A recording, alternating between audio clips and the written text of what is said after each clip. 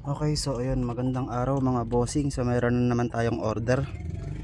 4EFE Gen 2 ECU. Ayan. So ito yung ECU natin. Ito yung order sa atin. Ayan. Check natin yung loob, sariwa yan. Ayan, may pangalan na nung umorder. Taga ano yan, taga Davao. So ito yung loob. Ayan. Makikita nyo sariwang sariwa yan. Wala yung discoloration, wala yung sunog. Ayan, fresh pa. Japan surplus po ito. Ayan, kaya sariwa. Ayan, yung mga pin nya. Ayan, buo lahat. Ayan, may plastic pa. Yung plastic nya buo rin. Pati yung logo. Pang 4EFE Gen 2 big body. So, yung mga customer natin na ganito, umu-order ng ECU. So, sabihin ko lang din, yung madalas nasira ng ECU. Actually, makuna tong ganitong ECU, matagal to masira. Unless may ano lang, may mga certain na pagkakataon, yan, nasisira yung ECU. So, sabihin ko yung mga basic na cause ng pagkasira ng ECU. Siyempre, unang-una, nababasa. So, yung mga unit na binaha. So, ang tendency, kung naabot ng tubig tong ECU, baka masira yung mga, kasi electronics to, electronic parts yan. So, sensitive yan sa tubig. Pangalawa, etong capacitor na to. Ayan, dalawa na yung magkatabi. Ayan, yung dalawang malaki na yan. Madalas yan masunog. So, ang nagkakos ng pagkasunog naman yan is yung IACB sensor. So, pag yung unit nyo, malikot yung minor o kaya mataas yung minor, hindi na gumagana yung IACB, huwag nyong patatagalin na hindi gumagana yon. Kasi pag hinayaan yung sira yung IACB, nasusunog to. Nasusunog tong dalawang capacitor na yan. Kasi kunyari, stuck up yung IACB, tas bato siya ng bato ng signal. Ang mangyayari, nag-overload to dalawang to, tas nasusunog sila. So, isa yan. Pag nasunog yan, buo pa naman yung ECU, maandar pa naman yan. Ang problema, mataas yung minor. Pumapalo ng 1.5 to 2,000. So, ayun. Isa pang na-experience ko na sira ng ECU is yung nakailaw ng permis yung check engine. So, kahit tumatakbo siya ng maayos, yung check engine niya umiilaw. Yan, dito yung nag-a-appear yung check engine. Yan.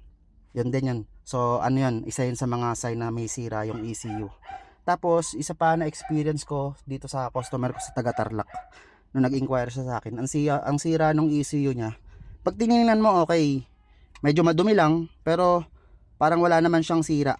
Pero dito sa ilalim ng capacitor na to, itong dalawa na to, ito, merong itim sa ilalim. So, leaking capacitor na yon. So, yun sa kanya, ang symptoms naman na pinakita nun sa kanya, pag umaandar yung kotse niya, okay, wala naman check engine. Ang problema, pag na-revolution niya, umabot ng 3,000 yung revolution niya, lumalabas yung check engine, umiilaw yung check engine. Pero pag bumaba ng 3,000, nawawala yung check engine. So, isa yun sa mga cause kaya siya nagpalit ng ECU. And after niya magpalit, naging okay na. So, yun lang naman, mga basic lang kung anong mga nasisira si ECU natin. Pero yung ganitong ECU, napakakunat niyan. Basta hindi yan mababasa, matagal yan masisira. Okay, may mga sensor kayong okay ang condition, o pagka yung mga sensor pagka pasira na, palit na. Tsaka yung mga sakit na nababasag yung mga connector. So pag nagdikit-dikit yun, nag-ground. So may tendency makarating yung kuryente na yun dito at magpa manira ng mga capacitor. So yung mga ganong instances, ingatan na lang natin para ma-preserve natin yung magandang condition ng ECU natin. Okay? So ito, ayan, kay Sir Abjel, order sa atin from Davao. So ite-testing muna natin dito sa Corolla natin bago natin ipadala. Okay, so install natin. Currently nakahugot yung ano natin, ECU. So isalpak muna natin diyan. Okay, guys, so ayan, na install na natin. Yan sariwa kay Sir Abjel yan from Davao. So subukan natin dito sa unit ko. So ang model ng unit ko is 1996 Toyota Corolla Big Body o AE101, ayan, manual. So though ang ang manual tsaka automatic parehas lang sa Big Body. Okay, so subukan natin, start natin. Accessory on, ignition on, ayan. Kompleto yung ilaw, check engine, oil, battery. So start natin. Ayan, one click start naman siya. Ayan. Kung makikita nyo, mababa yung minor. Ayan, bababa ng 800. Kasi naka normal operating temp tayo. Ayan, walang check engine, no. So subukan natin i-revolution. Tingnan natin mag-flicker yung check engine.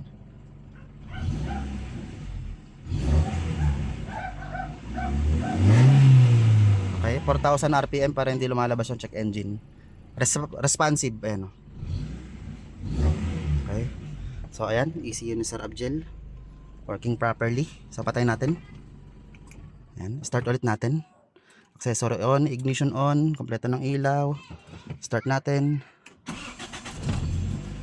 Ayun o. Working properly o.